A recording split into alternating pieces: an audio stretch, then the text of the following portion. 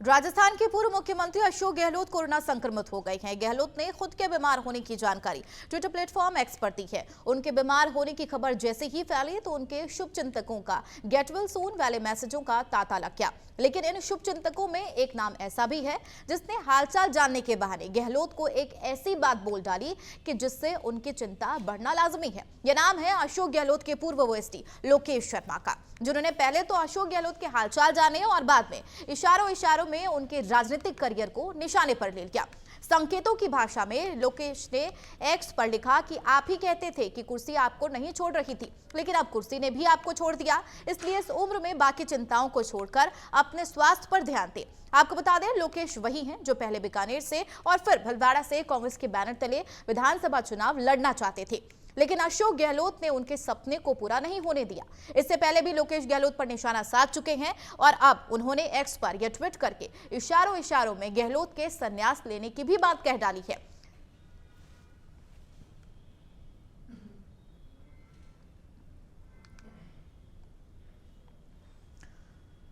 इस खबर पर ज्यादा चर्चा के लिए वरिष्ठ संवाददाता उमंग माथुर हमारे साथ न्यूज रूम लाइव जुड़ गए। उमंग जी, जाहिर सी बात है, एक तीर से दो निशाने यहां पर लोकेश करते हुए अशोक गहलोत पर नजर आए हैं।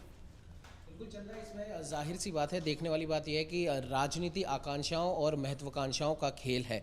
लोकेश शर्मा वो व्यक्ति हैं जिन्होंने अशोक गहलोत के लिए न सिर्फ बीजेपी के केंद्रीय नेतृत्व बल्कि सीधे सीधे नरेंद्र मोदी जो कि प्रधानमंत्री है उनसे टक्कर ली थी। और जाहिर सी बात है कि अगर कोई व्यक्ति इतनी बड़ी हिम्मत कर रहा है तो उसके मन में भी जरूर कुछ ना कुछ होगा जो शायद पूर्व मुख्यमंत्री अशोक गहलोत भाप ना भूल गए। और शायद यही एक सबसे बड़ी वजह रही, जब विधानसभा चुनाव में कांग्रेस की हार हुई तो सबसे पहला जो हम कह सकते हैं रिएक्शन या ट्वीट जो आया वो सीएम के ही ओएसडी लोकेश शर्मा की तरफ से आया। उन्होंने कहा कि अशोक गहलोत जी को हमने कई मर्तबा समझाया था कि अब आप युवाओं पर आप खेलें, और सबसे बड़ी बात है जो कि पुराने जो दिग्गज हो चुके हैं जिनका जन आधार खो चुका है उनको छोड़कर युवाओं पर और जन आधार वाले नेताओं पर आप ध्यान रखें। और कहीं ना कहीं छुपी हुई महत्वाकांक्षा, जैसा कि आपने भी बताया, बीकानेर से टिकट मांगने की उनकी भी थी जो कि हो ना सका। और यही एक वजह रही कि चुनावों के बाद उन्होंने ट्वीट करा। और अब जब मुख्यमंत्री अशोक गहलोत अस्वस्थ हैं, कोरोना माफ कीजिएगा पूर्व मुख्यमंत्री अशोक गहलोत कोरोना से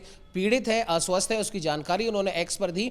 तो कहीं ना कहीं उन्हीं के पूर्व ओएसडी रह चुके लोकेश शर्मा ने कहा कि अब कुल मिला के अगर हम बात करें तो जो भी उनके ट्वीट का जो पूरा हम अगर सार हम देखें तो कहीं ना कहीं वो अशोक गहलोत को समझाते हुए नजर आए कि आपने पहले भी मेरी बात नहीं मानी और अभी भी मैं आपको चेता रहा हूं कि अब कुर्सी आपको छोड़ चुकी है, अब आप आराम कीजिए और युवाओं को आगे आने दीजिए। अब आप रणनीतिकार ना होकर सलाहकार की भूमिका में आइए। अब देखने वाली बात यह है कि बीजेपी इस भूमिका में कहीं पर भी नजर नहीं आती है, लेकिन कयासों का बाजार जरूर गर्म है कि कहीं ना कहीं बीजेपी से उनको हवा मिल रही है। लेकिन दूर तक भी अगर हम देखें तो बीजेपी इसमें कहीं से भी नजर नहीं आ रही है। और लोकेश शर्मा और अशोक गहलोत के बीच की जो जंग है, जो कहीं ना कहीं विधानसभा चुनावों से नजर आ रही थी, अब वो एक बार फिर से भड़कने के उसके आसार लग रहे हैं। एक सवाल ये भी यहाँ पर उठता है कि चूंकि पूर्व सीएम गहलोत सरकार में ओएसडी रहे लोकेश शर्मा, उनके काफी करीबी भी रखे हैं, लेकिन चुनाव हारने के बाद उनकी जो नाराजगी है वो साफ तौर पर देखने को मिली थी। लगातार वो कहीं ना कहीं मनमुटाव उनका सीएम अशोक गहलोत के तौर पर, पूर्व सीएम अशोक गहलोत के तौर पर उन्होंने निकाली थी। लेकिन ऐसे में यह भी सवाल है कि जब जो बेहद करीबी रहा, जब सरकार में थे तब आप हामी पे हामी मिला रहे थे, लेकिन जब सरकार में सत्ता में नहीं है, अगर अशोक गहलोत की बात करें तो सत्ता में नहीं है, तो तमाम आपको खामियां दिख रही हैं। ऐसे में दगाबाज भी कहना गलत नहीं होगा, लेकिन आखिरकार ये पूरी कहानी जो है शुरुआत कहां से हुई और ये अंत कहां तक हुआ? चंदा, जैसे कि आपने कहा जो बेहद करीबी हैं अब वो दगाबाज की भूमिका में है, लेकिन कहीं ना कहीं ये बात भी है जो बेहद करीबी होते हैं उन्हें तमाम राज उन्हें सारे पता होते हैं कि कहां पर गलती हुई है, कहां पर अच्छा हुआ है। वो हर एक उस चीज से लोकेश शर्मा वाकिफ है और शायद यही एक वजह है। हालांकि टिकट मांगने की लालसा उनकी जरूर थी जो पूरी नहीं हुई, तो कहीं ना कहीं वो दर्द भी उनके अंदर छुपा था।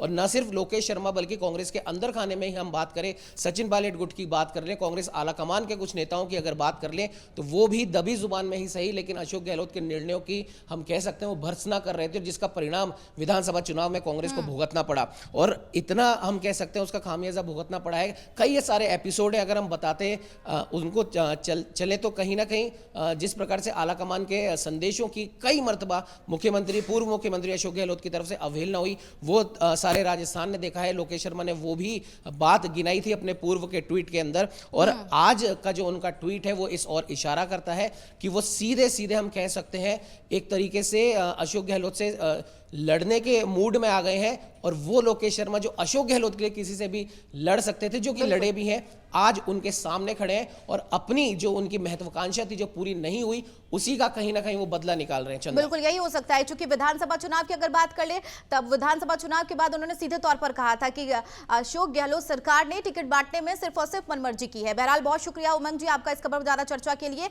लेकिन वाकई देखना अहम होगा कि जो एक समय में बेहद करीबी रही है पूर्व सरकार के ओएसडी के तौर पर लोकेश शर्मा, आज वही लगातार हमलावर है और निशाना साध रही है। चूंकि कुशल छेम तो बोल रही है, लेकिन दूसरी तरफ से निशाना साध रही है कि आप आराम फरमाएं, अब नए चेहरे को मौका दें।